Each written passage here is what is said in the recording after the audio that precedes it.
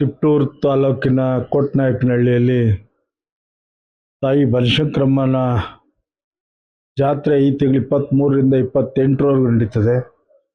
ಇದು 12 ವರ್ಷಕ್ಕೊಮ್ಮೆ ನಡೆಯುವಂಥ ಜಾತ್ರೆ. ಇದೊಂದು ಇತಿಹಾಸದಲ್ಲಿ ಪುಟದಲ್ಲಿ ಸೇರುವಂಥ ಜಾತ್ರೆ ಅಂತ ನಾನು ಭಾವಿಸಿದ್ದೀನಿ. ನಾವು ನೋಡಿದ್ದೀವಿ 3 ವರ್ಷಕ್ಕೊಂದ್ಸಾರಿ, 2 ವರ್ಷಕ್ಕೊಂದ್ಸಾರಿ ಜಾತ್ರೆ ನಡೆಯೋದು.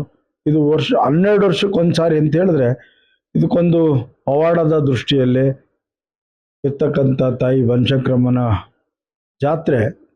ಇದು ಒಂದು ಐತಿಹಾಸಿಕವಾದಂಥ ಸ್ಥಳ. ಬಾದಾಮಿ ಬನಶಂಕರಿಯಲ್ಲಿ ಮೂಲ ಸನ್ನಿಧಾನ.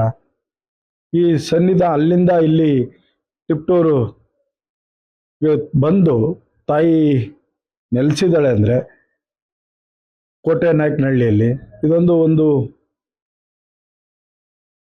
ಪುರಾಣ ಅಂತಲೇ ನಾವು ಹೇಳ್ಬೋದು. ಪುರಾಣದಲ್ಲಿ ಎಲ್ಲೆಲ್ಲಿ ಯಾವ್ಯಾವ ಸನ್ನಿಧಾನ ಅಭಿವೃದ್ಧಿ ಆಗಬೇಕೋ, ಅಲ್ಲಿನ ಭಕ್ತರಿಗೆ ಎಲ್ಲಿ ಆಶ್ರಯ ಕೊಡಬೇಕೋ, ಆಶೀರ್ವಾದ ಮಾಡಬೇಕೋ, ಅದು ಭಗವಂತನ ಇಚ್ಛೆ, ಭಗವತಿ ಇಚ್ಛೆ ಅಂತ ಒಂದು ತಾಯಿ ಬನಶಂಕರಮ್ಮನ ಜಾತ್ರೆ ತಿಪ್ಟೂರಿನ ಕೋಟ್ನಾಯಕನಹಳ್ಳಿಯಲ್ಲಿ ಇದೇ 23ರಿಂದ 28ರವರೆಗೆ ವಿಜೃಂಭಣೆಯಿಂದ ನಡೀತದೆ.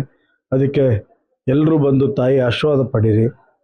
ಆಶೀರ್ವಾದ ಪಡೆದು ಪುನೀತರಾಗಿ ನಿಮ್ಮ ಬೇಡಿಕೆ ಇಷ್ಟಾನುಸಾರ ಜೊತೆಯಲ್ಲಿ ಈ ವರ್ಷ ಒಳ್ಳೆ ಮಳೆ ಬೆಳೆ ಸುಖ ಶಾಂತಿ ಸಿಗಲಿ ಅಂತೇಳಿ 1 ನಿಮಿಷ ತಾಯಿಯಲ್ಲಿ ಪ್ರಾರ್ಥನೆ ಮಾಡಿ ಅಂತೇಳಿ ಸದ್ಭಕ್ತರಲ್ಲಿ ನಾನು ವಿಶೇಷವಾಗಿ ಮನವಿಯನ್ನು ನಾನು ಮಾಡೋದಕ್ಕೆ ಇಷ್ಟಪಡ್ತಾ, ಮತ್ತೊಮ್ಮೆ ಬನಶಂಕರಿಯ ಜಾತ್ರೆ ಯಶಸ್ವಿ ಆಗಲಿ ಅಂತೇಳಿ ನಾನು ತಾಯಿಯಲ್ಲಿ ಪ್ರಾರ್ಥನೆಯನ್ನು ಮಾಡಿ ಶುಭವನ್ನು ಹಾರೈಸ್ತೇನೆ.